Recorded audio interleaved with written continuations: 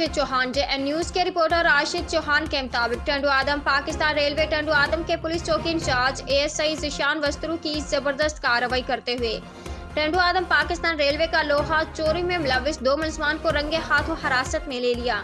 National press club Tando आदम के crime team की news की रिपोर्ट के मुताबिक टंडू आदम में रेलवे पुलिस चौकी के इंचार्ज ज़ीशान वस्तरू ने कामयाब कार्रवाई करते हुए लोडर रिक्शे से रेलवे पटरियां और दीगर कीमती लाखों रुपए मालिक का सामान बरामद करके 2 मुलजमान को रंगे हाथों हिरासत में ले लिया। हिरासत में लिए गए इमरान चिश्ती और मुश्ताक चिश्ती दोनों मुलजमान के खिलाफ हैदराबाद रेलवे थाना में रेलवे एक्ट के तहत मुकदमा दर्ज कर लिया गया है। जबकि टंडू आदम की सियासी और समाजी शख्सियात ने बेहतरीन कार्रवाई करने पर टंडू आदम रेलवे पुलिस चौकी इंचार्ज ज़ीशान वस्तरू और रेलवे पुलिस के बाला अफसरान को खराज तहसीन पेश किया।